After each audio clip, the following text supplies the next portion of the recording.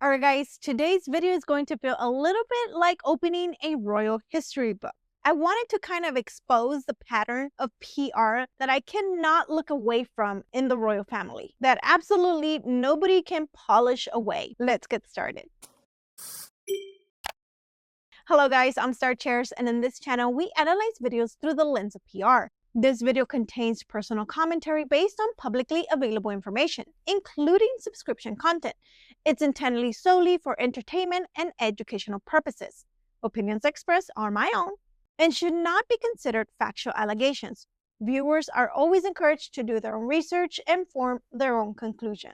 Have you ever wondered if Prince Harry is just another royal following a predictable family script? Well, buckle up, because it turns out Harry is not as unique as he thinks. His choices, behaviors, and let's be honest, his personal weaknesses are eerily familiar if we take a close look at his uncle, Prince Edward, the Duke of Windsor, and even his own father, King Charles. Oh, and we're not stopping there, because Meghan Markle, she's echoing Wallis Simpson and Camilla Parker Bowles in ways you just won't believe. Let's unpack this step by step, because history, my friends, has a funny way of repeating itself. Let's start with the historical heavyweight, Prince Edward, the man who gave up the throne for love. Romantic? Maybe.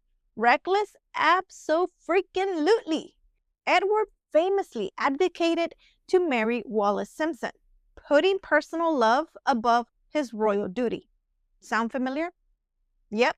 Harry didn't advocate a throne, thank gosh, but he did walk away from his royal duties, royal patronages, military titles, and most importantly, royal responsibilities. All for a life of freedom in California? Meghan and Harry have tried to position themselves as liberation and breaking the system, but in reality, it feels more like history repeating itself in a modern outfit. So they're not as special as they think they are. The allure of American divorcee. Edward had Wallis. Harry has Meghan. Both American, both divorced, and both painted by the press as women who led the prince astray. The optics here couldn't be clearer. Public scandal and media backlash. Edward faced a storm of media scrutiny for turning away from the crown. Harry and Meghan have faced relentless headlines. What's fascinating is that how both couples initially courted media attention. Oh yes, only to claim they wanted privacy, while ironically doing Netflix specials, podcasts, and Instagram posts. It just doesn't match, does it? Edward ended up living in exile, cut off from the royal system. Harry, he's gone full Santa Barbara exile mode, and with polo matches, Netflix deals, and lemon trees in Montecito. But make no mistake, this is a PR-managed exile. Edward's relationship with his brother, King George VI, was permanently fractured. Harry, well, we've all seen the frost between him and William. It's painful history repeating like clockwork. This is why I wanted to make this episode, because I kept looking back and doing research. I'm like, oh my gosh, it's like every time it keeps repeating itself. So now let's talk about the women at the center of it all, because Meghan Markle has more in common with Wallis Simpson than just American citizenship. Wallis was vilified for being twice divorced American who corrupted the prince. Meghan faced the same narrative.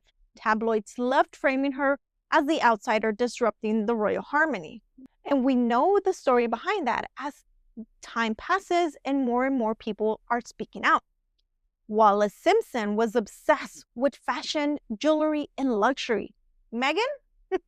Oh, she loves couture, high-end skincare lines, $600 shoes, and private jets. Just look at her My Shop page. While preaching about climate change, both women embraced luxury while facing accusations of hypocrisy. Wallis divided the public, and so does Meghan. Meghan's fans see her as a modernizer, while her critics see her as a liar, manipulator, and social climber. This is a polarizing effect. It's either PR gold or PR poison, depending on who's holding the mic. Wallis also tried to control her image, but the media back then was brutal. Meghan is fighting a modern version of the same battle, suing tabloids, controlling Netflix edits, and running her Instagram and podcast, desperately trying to spin the narrative, but she cannot undo all the harm or all the collateral damage that she has left in the way. And then there's the father-son dynamic. You'd think Harry would have learned from Charles' mistakes, but nope, here we are. King Charles couldn't let go of Camilla, even at the cost of his marriage to Diana. Harry, same pattern.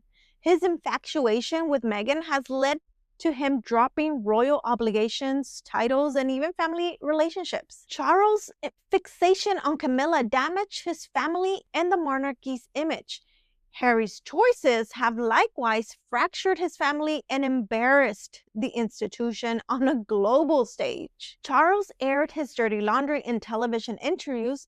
Harry, he gave us Oprah, Netflix, podcast, a book, the whole works.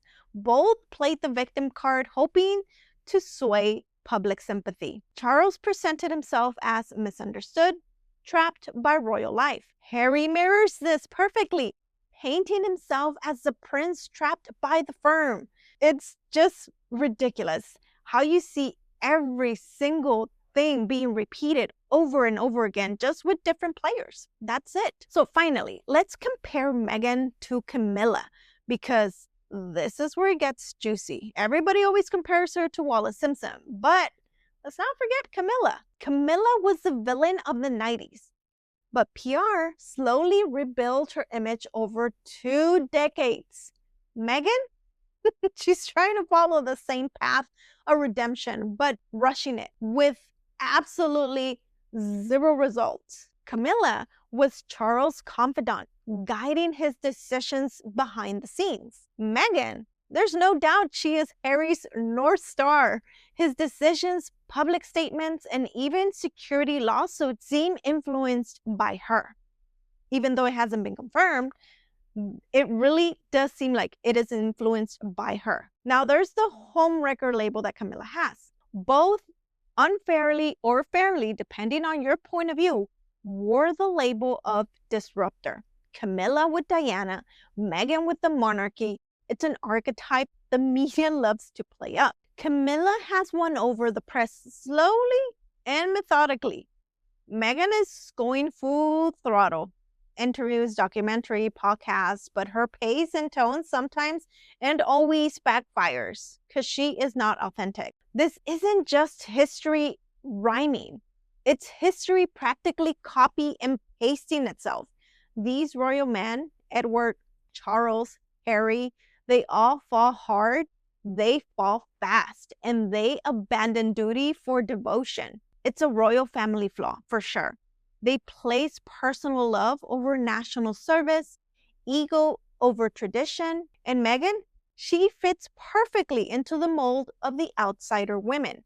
Wallis, Camilla, Meghan, all trying to fight an uphill battle against royal expectations while leveraging their new platform for personal gain. What makes this generation different is PR power.